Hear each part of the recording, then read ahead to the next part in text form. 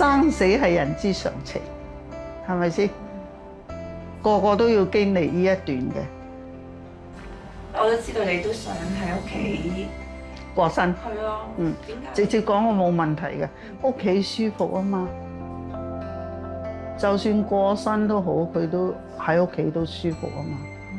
喺屋企長命啲。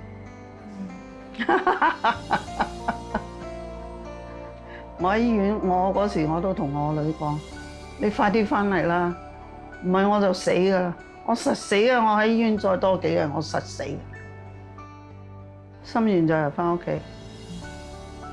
唔知我邊個電視台講啊？我想有個家嗰個嘛。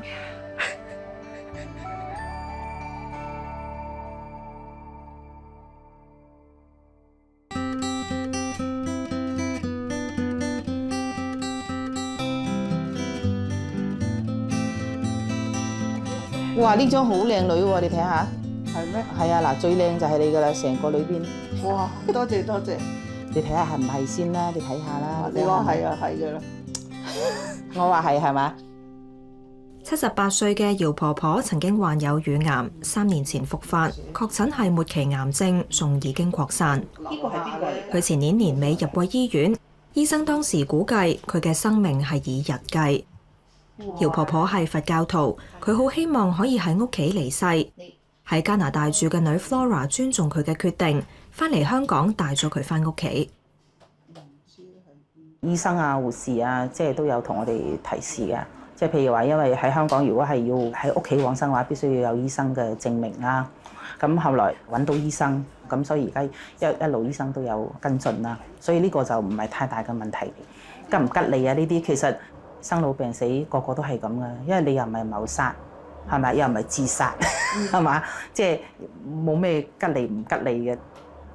我哋講長輩喺屋企往生，我哋能夠滿佢願，邊一個能夠逃避死亡啫？邊一個唔想去喺最尾嗰個人生路上有仔女能夠陪伴佢，然之後行最後嗰一段路？哇！你一下子剪2隻啊？梗係啦，咁厲害，咁犀利。咩叫順手啫？有家庭先有溫暖啦。咁啊，尤其是我哋呢啲咧，即係年紀大嘅人咧，仲更加想喺屋企嗰度先。所以我覺得我翻咗嚟咧，我覺得我自己咧舒服好多，心情咧即係開朗好多，快樂好多。姚婆婆返屋企已經接近1年，情況冇特別惡化。佢話唔想再入醫院。仲得上你唔知道，我喺醫院裏邊我真係好唔舒服，行又唔行得，企又唔企得，飲水俾你飲又凍水唔係熱水，你嗌嗰啲人咧，等等啦，等等啊，變成冇尾飛陀，又唔知去咗邊度。佢唔係唔想幫你，佢係冇辦法幫你。公立醫院當然好匆忙啦，做好多我哋話急救嘅嘢，可能即刻要同佢輸血安排做手術啊嗰樣嘢。但係好多時候咧，病人最需要可能可唔可以斟杯水俾我，或者佢可能去咗大小便，佢想即刻有人同佢換咗個片。成日講得最多咧，就係叫個病人等咯。咁但係喺講緊做病房啦，其實都會有好多已經好晚期嘅病人，其實佢哋冇乜好多時間等。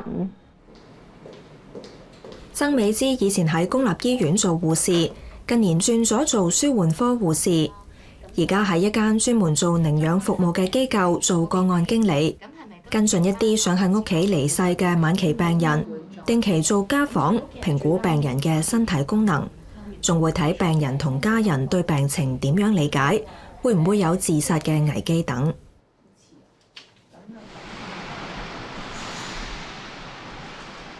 係，賈醫生，係張姑娘，係。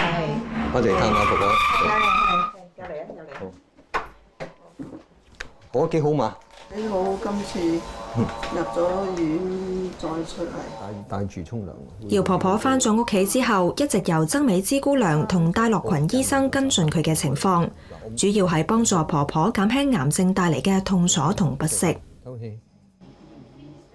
好，大力索。嗰日就係呢個地方。係啦，嗰度痛嚇，心臟嘅問題可以係膊頭同埋背脊痛嘅。雖然有呢個病，但係佢症狀控制好嘅時候咧，其實婆婆嘅生活咧，盡量都係其實都係正常嘅喎。有啲可以海葵式嘅氧氣，佢亦都可以即係同屋企人出，即係有節日啊，有喜慶啊，咁啊出去飲茶咁樣噶。翻到嚟屋企點樣啊？心情啊？翻到嚟屋企心情梗係極之好，即係樣都方便啊嘛。你就算洗個面都方便。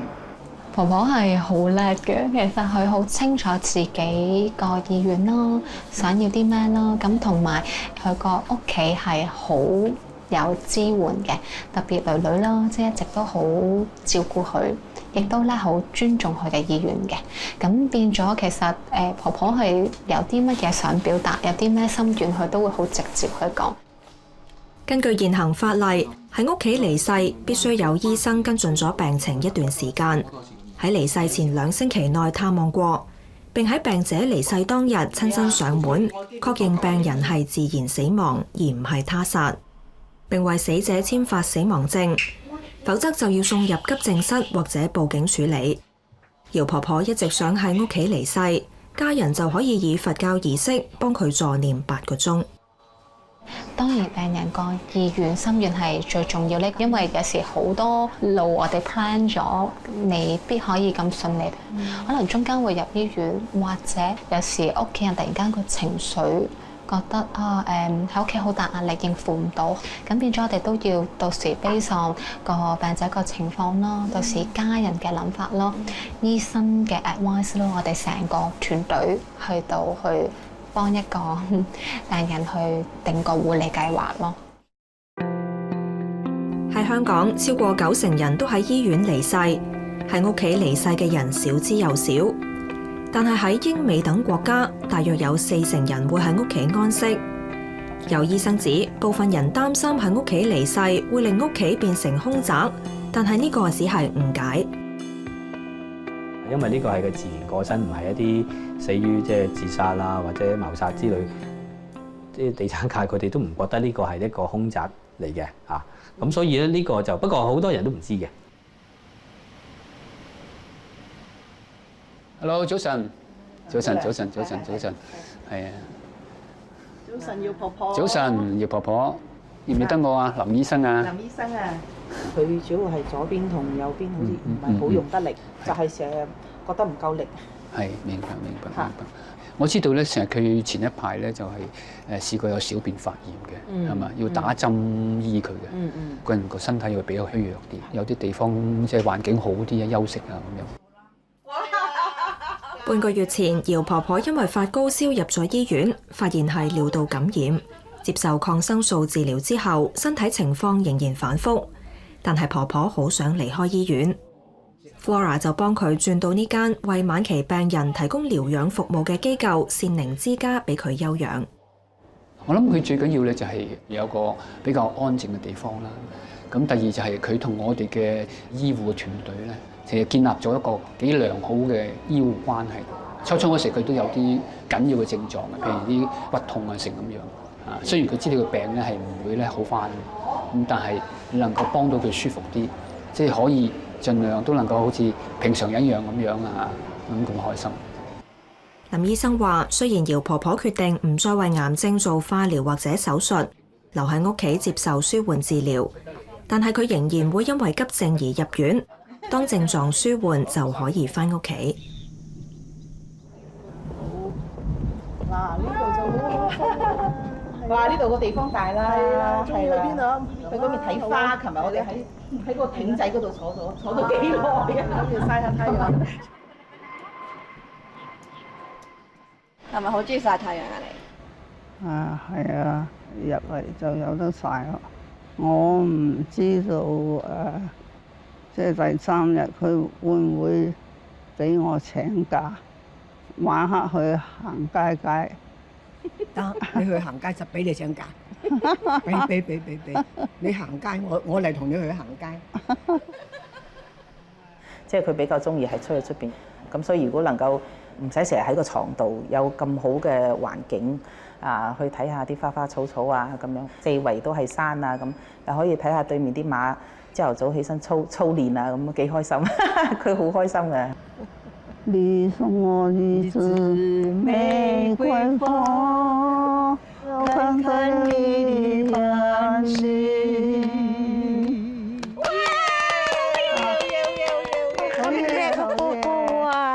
呢樣婆婆咩都唔識啊，淨係識食飯啊！唔係，食飯啦。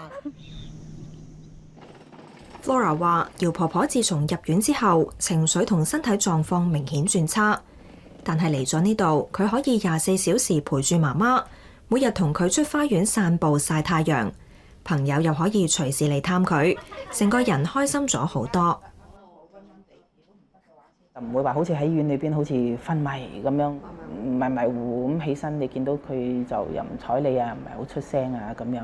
咁喺呢度咧就朝早佢已經攬咗隻腳一半喺出邊，諗住自己想起身。雖然佢起唔到身，但係即係話你睇到佢係好開心咯。咁婆婆想唔想翻？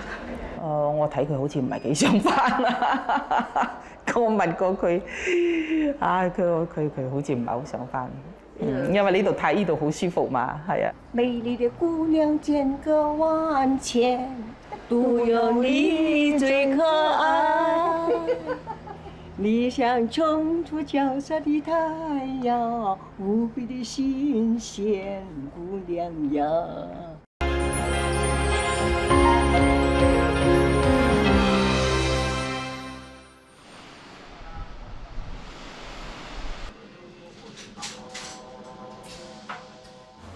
通常就俾少少黑米，少少嘅小米，然之後就藜麥，藜麥就多少少，因為佢吞嚥嗰度有啲問題啊，所以又蒸爛少少，1個鐘就得啦。患有末期癌症嘅姚婆婆一直想喺屋企離世，佢11月初喺屋企被發現大腿骨折，入咗醫院，但係冇做手術，包紮好就返屋企。而家要24小時臥床，主要由外傭同佢嘅女 Flora 照顧。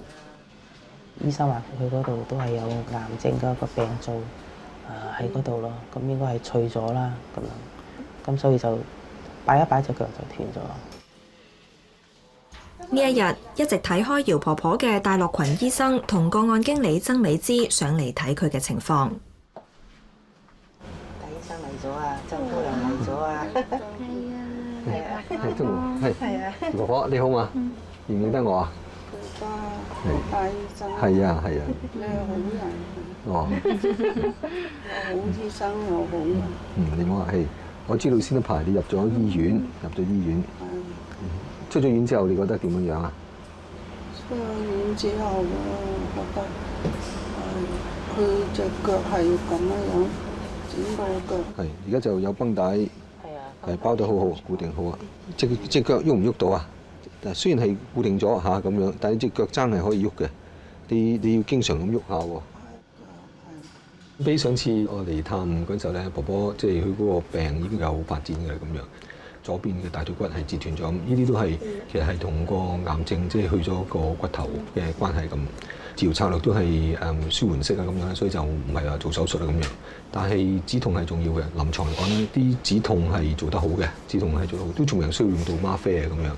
因為而家佢個骨折即係固定咗隻腳，變咗你會見婆婆就住好多時唔敢喐啊，唔敢轉身啊，而引申到佢個血液循環唔好，咁佢容易腳腫啦。另外就係長期時間瞓定一個位置。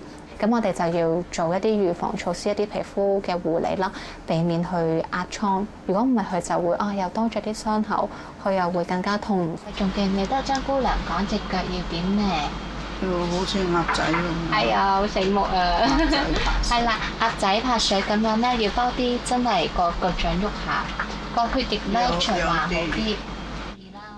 佢之前仲自己可能行到，仲可以自己進食，自己嘅活動能力係獨立嘅。咁但係而家佢就相對係一個比較臥床，咁日常嘅起居飲食啊都要人哋去照顧喎。咁呢個我哋就話佢嘅即係狀態其實有比較即係差咗一個階段。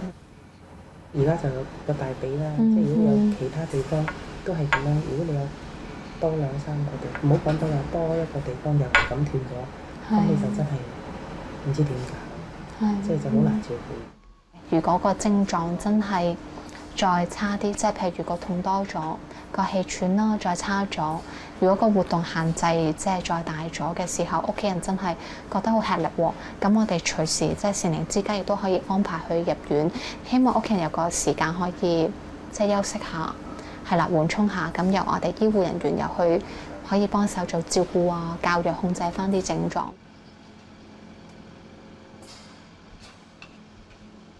呢個聽唔聽到啊？我聽到啊，食一啖粥。以前可以自己食啦，咁而家變咗就個工人有時餵佢啦，咁有時工人餵佢，佢都唔係好肯食，咁就變咗我要餵佢，佢就食啦。咁而家即係好似細路仔咁噶啦。Flora 話：婆婆而家嘅情況比以前差咗好多，照顧上開始有壓力，所以佢都有同婆婆傾過，將來如果有需要，或者會選擇到善寧之家離世。善寧之家有30間獨立房間，容許家人24小時陪伴，亦都會為低收入家庭提供經濟資助。因為嗰度有醫生啊、有護士啊，各方面嘅照顧，咁同埋環境啊各方面都比較好啲，一度有自然嘅空氣啦，咁同埋可以去花園裏邊去曬太陽啦。至少喺嗰度咧，佢係能夠嗰個生命質量係提高咗。當然喺屋企都好，但係問題就係話，如果多個選擇嘅話，對我哋嚟講咧，我覺得係相當唔錯嘅。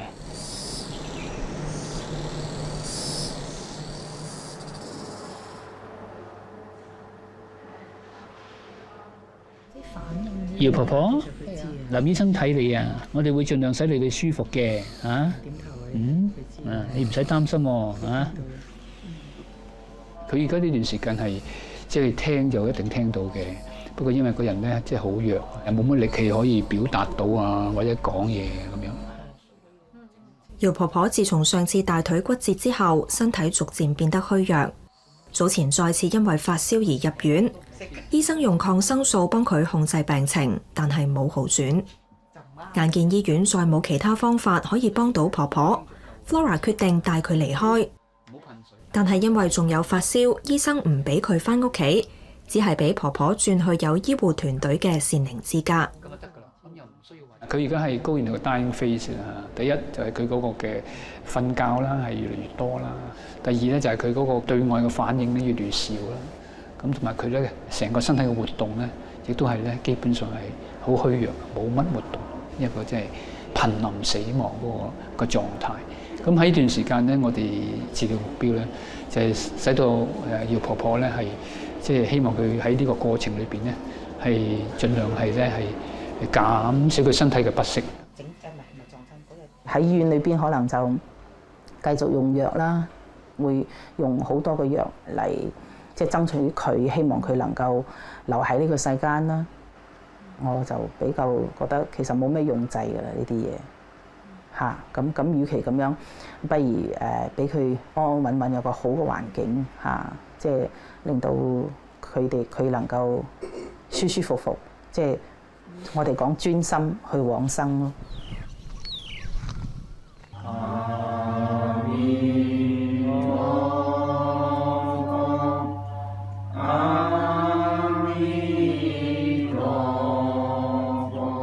當你該做嘅嘢做咗咧，真係你唔會咁悲傷咯。即係好似我同我媽，其實我感情我哋係好深嘅。